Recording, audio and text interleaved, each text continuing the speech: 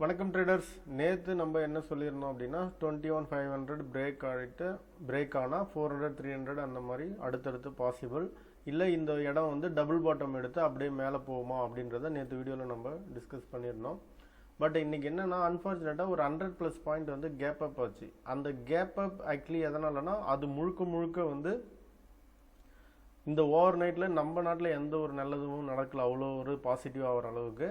பட்டு நேற்று நைட்டு, அதாவது ஹாலிடேக்கு அப்புறம் குளோபல் மார்க்கெட் வந்து யூஎஸ் மார்க்கெட்டோட அந்த ஒரு பாசிட்டிவ் அவுட்கம்மால் மட்டும்தான் நம்ம மார்க்கெட் வந்து ஒரு 100+ வந்து கேப் அப் ஆச்சு. உங்களுக்கு ஓவர் நைட்லேயே தெரியும், கிஃப்ட் நிஃப்டி காலையிலே வந்து இதை இண்டிகேட் பண்ணது. அதுக்கேற்ற மாதிரி வந்து நம்ம மார்க்கெட் வந்து இன்றைக்கி கேப் அப் ஆச்சு. ஸோ இப்போ கேப் அப் ஆனதுக்கப்புறம் என்னென்னா, அதுக்கப்புறம் தெரியும் மார்னிங் உங்களுக்கு ஒரு லைட்டாக ஒரு 30-40 பாயிண்ட் மூவ் இருந்துச்சு. பட் அது சஸ்டெயின் ஆகாமல் end of the day close முடிஞ்சாலும் இப்போ ஓவரால் வியூ பார்த்தா மறுபடியும் நேற்று சொன்ன அதே இடத்துல தான் நம்ம இருக்கிறோம். என்னென்னா இந்த நேற்றோட ரேஞ்சு கேண்டிலுக்கு இன்சைடில் தான் ஃபார்ம் ஆகிருக்கு.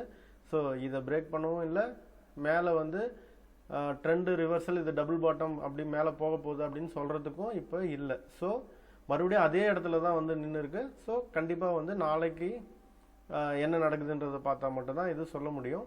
இன்றைக்கி என்னென்னா, ஒருவேளை ஃப்ளாட் ஓப்பனிங் அந்த மாதிரி ஏதாவது நடந்திருந்து நேற்று மாதிரி இந்த பேரிஷ் ட்ரெண்ட் கண்டினியூ ஆயிருந்தால் மேபி நம்ம நேரத்துக்கு 400-300 ரேஞ்சில் இருந்திருக்கலாம்.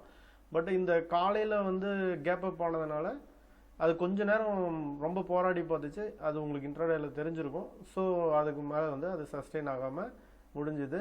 அடிப்படையில் நேற்று சொன்னதில் வந்து அதே எந்த மாற்றமும் இல்லை. ஸோ இப்போ 21,700 வந்து பார்த்தீங்கன்னா ஆஸ் பர் ஓப்பன் இன்ட்ரெஸ்ட் வந்து கால் செல்லர்ஸ் வந்து அதிகமாக இருக்காங்க. ஸோ அதனால் வந்து 21,700 ஸ்ட்ராங் ரெசிஸ்டன்ஸாக இருக்கிறதுக்கு வாய்ப்பு இருக்குது. பட் இருந்தாலும் நிஃப்டியில் இன்னும் 2 days இருக்குது எக்ஸ்பைரி. ஸோ இதுதான் நிஃப்டியோட ஓவரால் வியூ. இன்றைக்கி ஜோதி சிஎன்சி ஆட்டோமேஷன் வந்து ஐபிஓ ஓப்பன் ஆகுது. ஸோ இன்றைக்கி நாளைக்கு 4 நாளைக்கு 3 நாள் அந்த ஐபிஓ இருக்கும். அது வந்து ஜிஎம்பி நல்லாயிருக்கு, அதை அப்ளை பண்ணுங்கள். தேங்க்யூ.